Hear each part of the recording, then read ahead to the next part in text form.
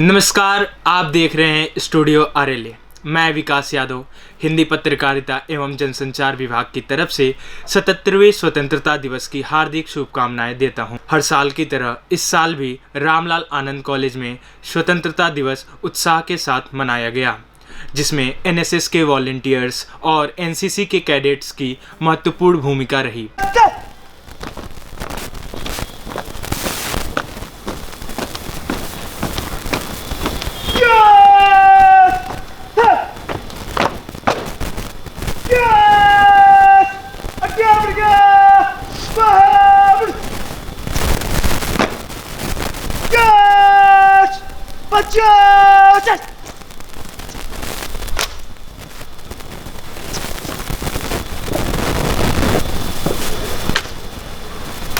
जय शिवान, 7 Delhi battalion, Ramlal college, 2 bodyguard को गार्ड शुरू कराने की अज्ञात तब।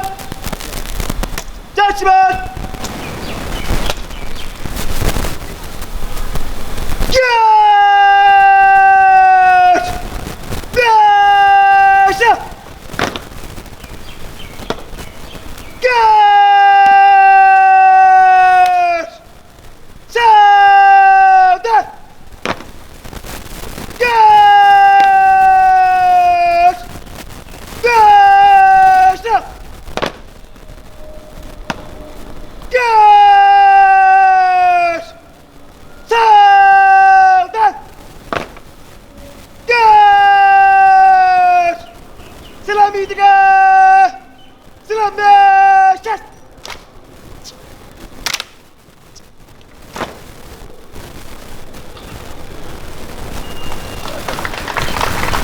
जनगण अधिनायक जय हे भारत भाग्य विधाता।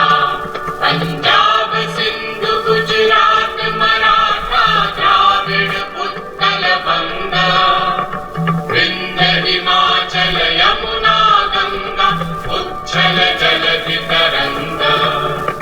तव शुभ नामे जागे, तव शुभ आशीष मांगे, गाहे तव जय गाथा। जनगण मंगलदायक जय हे भारत भाग्य विधाता। जय हे जय हे जय हे जय जय जय जय हे विनायक जय हे।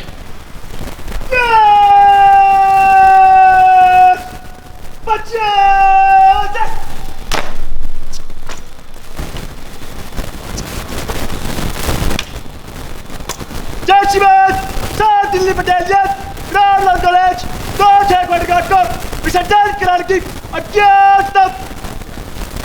जय शिवान,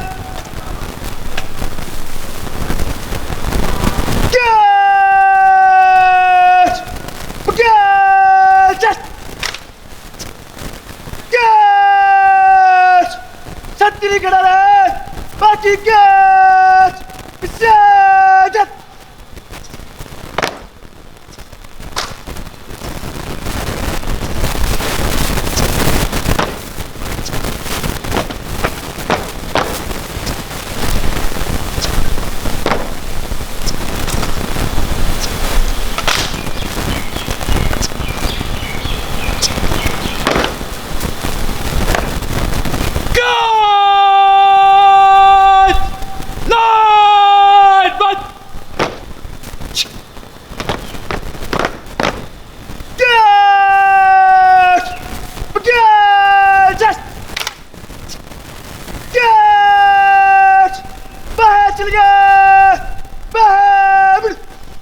कार्यक्रम की शुरुआत दिल्ली विश्वविद्यालय के एनसीसी प्रमुख तथा आरएलए के प्रोफेसर संजय शर्मा ने अपने संबोधन के साथ की। जय हिंद सर, मे आई परमिट?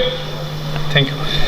राष्ट्र रक्षा समम पुण्यम, राष्ट्र रक्षा समम यज्ञम, राष्ट्र रक्षा समम व्रतम, नवैचय नवैचय नवैचय।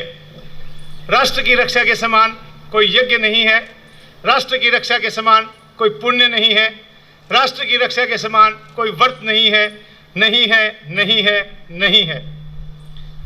राष्ट्र की शिक्षा, राष्ट्र की सेवा में शिक्षा और संस्कारों के माध्यम से लगे हुए रामलाल आनंद महाविद्यालय के लोकप्रिय, तेजस्वी, यशस्वी, कर्मठ, कर्मशील, संकल्पशील प्राचार्य प्रोफेसर राकेश गुप्ता का मैं रामलाल आनंद परिवार की तरफ से वंदन करता हूं, अभिनंदन करता हूं।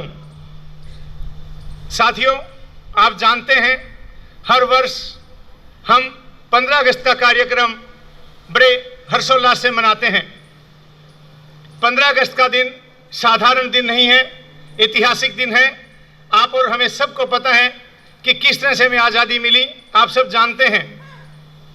1857 में जो स्वतंत्रता संग्राम शुरू हुआ था, आज़ादी के संघर्ष से लेके अमृत महोत्सव से होते हुए हम अमृत काल की यात्रा तय कर रहे हैं।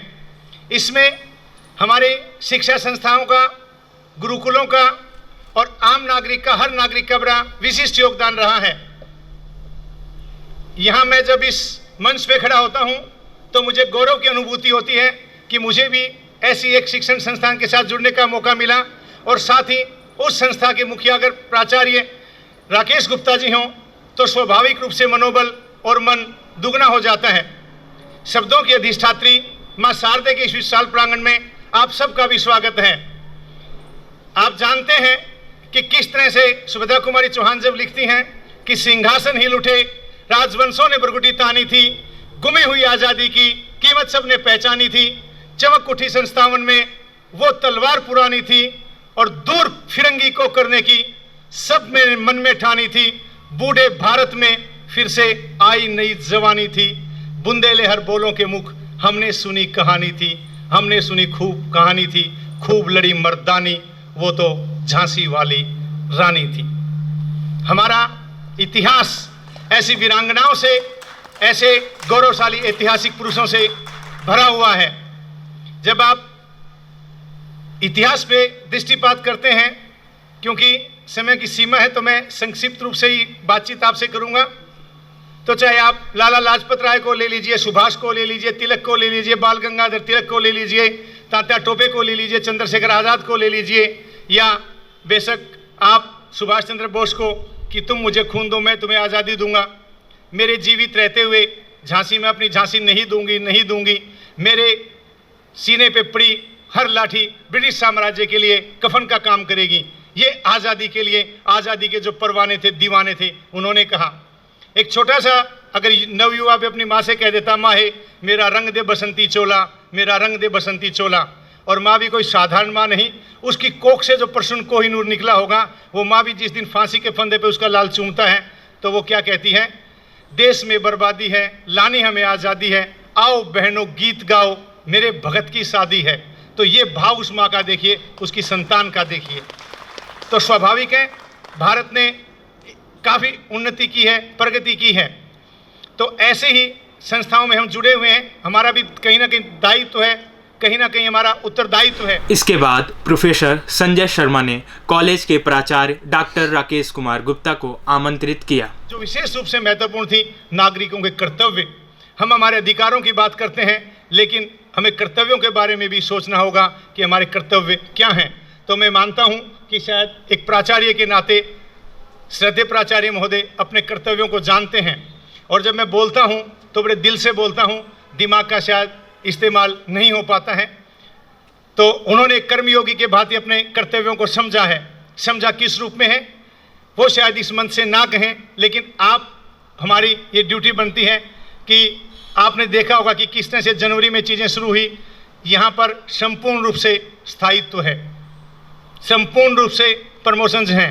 अब अगर किसी की टेबल पे इस तरह की एक भी चीज़ पेंडिंग ना हो, एरियर की फाइल, प्रमोशन की फाइल या आपकी बाकी चीज़ों की, तो आप ये मान सकते हैं कि किस लिए मैंने कर्मयोगी कहा। उस रूप में कहा कि man is known by his commitment, you can not demand respect, you can command respect. तो सर आपने वो रेस्पेक्ट यहाँ पे अर्न की है। इन्हीं शब्दों के साथ मैं परम श्रद्धेय प्राचार्य महोदय को आमंत्रित करता हूँ, आएँ और आशीर्वचन के रूप में अपना संदेश दें। डॉक्टर राकेश गुप्ता जी।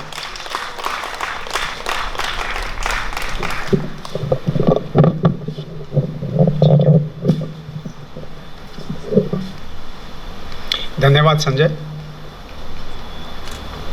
मैं अपने सभी साथियों का, अपने सभी विद्यार्थियों को और जितने भी हमारे स्टाफ के यहाँ पर साथी लोग उपस्थित हैं, मैं सभी को इस 77वें इंडिपेंडेंस डे की हार्दिक बधाई देता हूँ और कामना करता हूँ कि इसी तरह हम हर्षोल्लास के साथ इस पावन पर्व को मनाते रहें। आज थोड़ा समय आपको लग रहा होगा कि हम ये लेट कर रहे हैं। संजय के कंधों पर 2 जिम्मेवारियां अब हो गई हैं। अब ये यूनिवर्सिटी ऑफ दिल्ली के भी एनसीसी ऑफिसर और कोऑर्डिनेटर हैं, तो वहाँ पर इनको पहले हमारे ऑनरेबल वाइस चांसलर सर के साथ पहले वहाँ पर झंडा फहराते हैं और उसके बाद उनका अपनी टीम के साथ यहाँ आना हुआ है। और यही रेस्पॉन्सिबिलिटी हमारे एनसीसी के छात्रों पर भी आ गई है कि अब पहले वो वहाँ जाते हैं, वहाँ गार्ड ऑफ ऑनर करने के बाद फिर यहाँ पर वो कॉलेज का कार्य पूर्ण करते हैं। कई चीज़ें हम लोग सुनते हैं, आज भी कई बातों पर ऑनरेबल प्राइम मिनिस्टर ने बात की और अहम बात थी कि हम भारतवर्ष पिछले 2 सालों से अमृत महोत्सव मना रहा है और इस अमृत महोत्सव की एंट्री अमृत काल में हो रही है। अमृत काल का मतलब कि 2047 का जो टारगेट है, हमें अपने राष्ट्र को, अपने देश को विकसित देशों में उनकी गिनती कराना। इसका लक्ष्य, इतना बड़ा लक्ष्य, 22 साल 23-24 साल हमारे पास हैं। इन 24 सालों में ये लक्ष्य की पूर्ति कैसे होगी? ये जो सपना हम सब देशवासी देखने जा रहे हैं, उसको वो कैसे पूर्ण होगा? तो यहाँ पर हमारी शैक्षिक संस्थाओं की एक बहुत बड़ी जिम्मेदारी यहाँ पर आती है। आपने देखा होगा काफ़ी चीज़ें जो नेशनल एजुकेशन पॉलिसी से जुड़ी हैं और जो शिक्षा का जो वास्तव में जो प्रावधान होना चाहिए, वहाँ पर स्किल डेवलपमेंट होने चाहिए। वहाँ पर अपने सभी विद्यार्थियों को हम मानवीय मूल्यों और एथिक्स, प्रोफेशनल एथिक्स की शिक्षा दे पाएँ। हम उन्हें अपनी धरोहर, सांस्कृतिक धरोहर से उनका परिचय कराएं और परिचय के साथ साथ उनमें वो वैल्यूज़ इंस्टिल करें ताकि ये देश वास्तव में एक विकसित देश बन सके। 3 मूल्य बातें आज रही। भ्रष्टाचार की बात हुई, माताओं और बहनों की सुरक्षा और मान सम्मान की बात हुई और देश के विभिन्न राज्यों में और विभिन्न जगहों पर वायलेंस की बात हुई। अगर ये तीनों चीज़ें इसी तरह से चलती रही तो हम कभी भी विकसित देश नहीं बन पाएंगे और उसकी भूमिका, उसको निवारण की भूमिका कहाँ रखी जाएगी? इन्हीं शैक्षिक संस्थानों से इसकी शुरुआत होगी, इसके निवारण की। तो हम अपने विद्यार्थियों में इस तरह के मानव मूल्यों को धारण कराएं, इस तरह की शिक्षा उनमें दें, अपने आप को एक रोल मॉडल बनाते हुए, अपने आप को उतना सक्षम बनाते हुए इन विद्यार्थियों को वो सारी चीज़ें हम बताएं कि कैसे आपके अपने मूल्यों से, कैसे अपनी माता और बहनों के सम्मान से, कैसे अपनी ग्रीड को कम करने से, अपने जितना भी आपके पास साधन हैं उसी में अपना गुजारा करते हुए देखिएगा, ये 24 साल तो बहुत दूर की बात है, ये विकसित देश और 10 साल पहले बन जाएगा। इसी तरीके से जो हमारे विद्यार्थी हैं, संजय जी ने कहा, कर्तव्यबद्ध होने के लिए हम सबको अपने देश से बहुत उम्मीदें हैं और हमेशा यही कहते हैं, काफ़ी सुना है मैंने कि क्या दिया है। रेस्पॉन्सिबिलिटी जो हमारी है, जो हमारा कर्तव्य है इस देश के प्रति, उसको आप एक बार अपने दिमाग में सजो लीजिए, मन में बसा लीजिए और उस रास्ते पे चलें कि आप छोटे छोटे वो कौन से ऐसे तरीके हैं जिनसे आप इस देश को उस विकसित देश के रूप में आप लेके जा सकते हैं।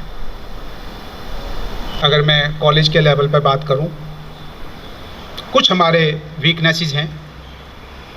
जैसे हम प्रयास तो हम 5 साल से कर रहे हैं कि हमारे यहाँ से बहुत अच्छे एंटरप्रेन्योर्स निकले, ट्रेनिंग भी कराते हैं, कंपटीशन भी होता है, लेकिन उतना फोकस उस ज़ील के साथ हम उन स्टूडेंट्स तक नहीं पहुंच पाते कि उनका कोई भी एक आइडिया, ऐसा इनोवेटिव आइडिया, ऐसा एंटरप्रेन्योरशिप आइडिया एक किसी स्टार्टअप में कन्वर्ट हो जाए,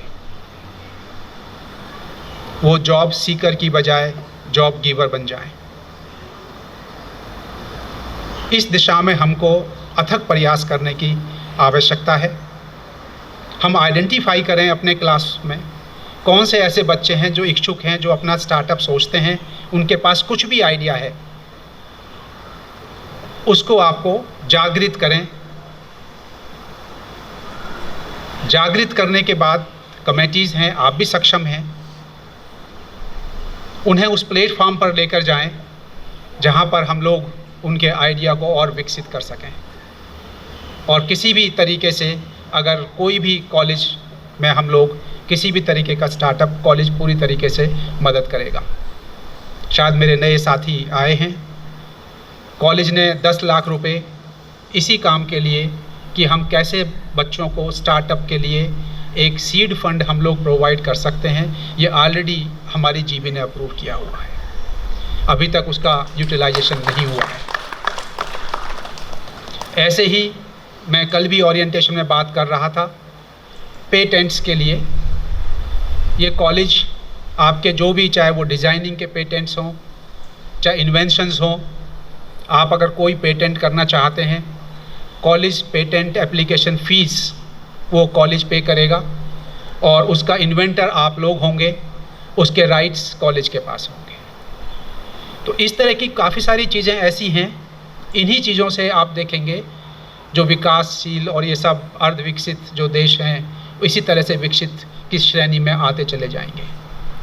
और इस बार हम लोग, ये बहुत अच्छा एक मौका है कि कैसे हम अपने विद्यार्थियों को गाइड करें कि क्या हैं वो पैरामीटर्स जहाँ पर एक देश विकासशील से विकसित में जाएगा या अर्ध विकसित से विकसित में हो जाएगा। कौन से वो पैरामीटर्स हैं, कैसे शैक्षिक संस्थाओं को काम करना चाहिए अपने विद्यार्थियों पर कि वो आगे भारतवर्ष के निर्माता बने और भारतवर्ष को आप ही लोग अगले 24 साल में, यही स्टूडेंट्स, यही पीढ़ी जो अब आज ज्वाइन कर रही है कॉलेज को, जो कॉलेज में है, यही 24 साल निर्धारित करेगी कि कैसे ये 24 साल वो विकसित देश में इस देश को कन्वर्ट करेंगे, ट्रांसफॉर्म करेंगे।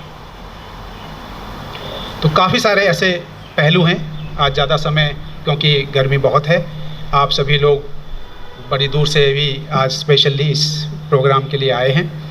तो ऐसे कई सारे ऐसे पहलू हैं कि जहाँ पर हम लोग छोटी छोटी बातों को ध्यान में रखते हुए और अपने कदम आगे बढ़ाते हुए इस देश के निर्माण में, इस राष्ट्र को विकसित करने के लिए, विकसित राज्यों की, विकसित देशों की श्रेणी में लाने के लिए हम अपने आप को कर्तव्यबद्ध करते हुए और प्रण लें कि हम ऐसा कार्य कोई नहीं करेंगे जो राष्ट्र के हित में नहीं होगा। हमारी पूरी श्रद्धा राष्ट्र के प्रेम में होगी, राष्ट्र प्रेम में होगी, और कोई भी कार्य हमारा ऐसा नहीं होगा जहाँ पर हमारे किसी भी व्यक्ति या किसी भी समुदाय के लिए जो है हमारे मन में किसी तरह का भेदभाव हो, हेट्रेड हो या किसी तरह की और भावना हो। अगर ये हमने अपने आप को तैयार कर लिया तो मैं नहीं मानता कि कोई भी हमें किसी भी स्टेज पर इस देश को विकसित होने से रोक पाएगा। इसी के साथ मैं अपने सभी साथियों का, सभी एनसीसी के विद्यार्थियों का और विद्यार्थियों का जो आज इस प्रोग्राम के भागीदारी बने हैं, मेरे सभी स्टाफ के मेंबर और भी मैं देख रहा हूँ हमारे कैंटीन के जो हमें पूरे साल सर्व करते हैं सभी स्टाफ मेंबर्स, सभी का मैं उन्हें धन्यवाद करता हूँ और शुभकामनाएं देता हूँ इस 77वें इंडिपेंडेंस डे की। धन्यवाद। इसके बाद एनएसएस की संयोजक डॉक्टर रीटा जैन तथा एनएसएस वॉलंटियर हर्षदेव सिंह ने कार्यक्रम में उपस्थित सभी विद्यार्थियों तथा महाविद्यालय के कर्मचारियों को शपथ दिलवाई। Good morning one and all. Now I would like to request you all to please stand up for the pledge. We the citizens of India, having abiding faith in democracy, hereby pledge to uphold the democratic traditions of our country and the dignity of free, fair and peaceful elections, and to vote in every election fearlessly and without being influenced by considerations of religion, race, caste, community, language or any inducement. हम भारत के नागरिक लोकतंत्र में अपनी पूर्ण आस्था रखते हुए ये शपथ लेते हैं कि हम अपने देश के लोकतांत्रिक परंपराओं की मर्यादा को बनाए रखेंगे तथा स्वतंत्र होकर निष्पक्ष एवं शांतिपूर्ण निर्वाचन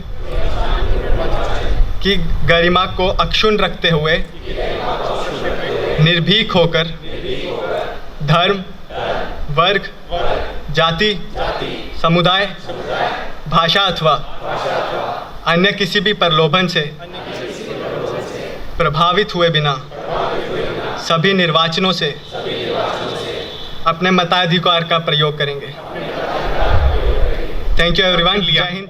आज माननीय कुलपति महोदय भी जब अपने उद्बोधन में संबोधित कर रहे थे तो कह रहे थे कि जो विश्वविद्यालय और महाविद्यालय हैं केवल मात्र एक उपाधि दे देना या किसी बच्चे को डिग्री प्रोवाइड कर देना एक फॉर्मल एजुकेशन के बाद इज़ नॉट सफिशिएंट, इससे ज़्यादा भी ज़रूरी है। और जो उन्होंने विशेष रूप से जिस चीज़ के लिए उत्तरदायित्व दिया, जिम्मेदारी दी, कहता वो शिक्षक की जिम्मेदारी है। शिक्षक शिक्षा के साथ साथ संस्कार भी देता है और कहीं ना कहीं उसका आचरण अपने व्यक्तिगत आचरण से भी शिक्षार्थी का, विद्यार्थी का आचरण प्रभावित होता है। तो हर व्यक्ति अगर इस चीज़ को मान लेगा तो 135 करोड़ का 140 करोड़ का जो भारत है अक्षुण्ण भी रहेगा, अखंड भी रहेगा। और सर ने जो बताया और सर ने एक दृष्टि की, मैं चाहता हूँ सरस्वती इनकी जीवा पर विराजमान हो जाए कि 2047 से पहले 2037 में भारत विकसित हो जाए, तो स्वाभाविक रूप से आप और हम भी उसके साक्षी रहेंगे। इन्हीं शब्दों के साथ आप सब ने यहाँ इस कार्यक्रम में भागीदारी की। शब्दों की सीमा नहीं है, सीमातीत हैं। अनुभूति ज़रूर है कि इस ग्रीष्म ऋतु में भी तो आप सब लोगों का मैं कोटि कोटि पुनः धन्यवाद करता हूँ और आप लोगों के प्रति महाविद्यालय की तरफ से कृतज्ञता ज्ञापित करता हूँ। और विशेष रूप से जो दूसरे बच्चे दिल्ली विश्वविद्यालय की गार्ड ऑफ ऑनर में शामिल हुए, जब मैंने खुशी को कहा तो खुशी वार्ष ने खुशी खुशी से शामिल हो गई। साथ में प्रियंका को भी उसने शामिल कर लिया। जैसे छोटी छोटी नदियाँ एक धारा बन के किस तरह से गंगा सागर में विसर्जित हो जाती हैं और उसी का भाग बन जाती हैं, उसी रूप में चाहे केतन है, आदर्श है, ये हमारे विद्यार्थी हैं। ये बच्चे अगर मैंने इनको 6 बजे का टाइम दिया तो really I salute your spirit कि इन बच्चों ने 5:35 पे मुझे फ़ोन कर दिया था कि sir we are at RLA। तो अगर इस तरह का डेडिकेशन होगा तो मुझे लगता है कि यहाँ की जिम्मेवारी भी मैं संभाल पाया और शायद आगे भी संभाल पाऊँ। आप सब लोगों का बहुत बहुत धन्यवाद। My humble salute to you. जय हिंद, जय भारत। अंत में एक बार फिर आप सभी को स्वतंत्रता दिवस की हार्दिक शुभकामनाएं। धन्यवाद।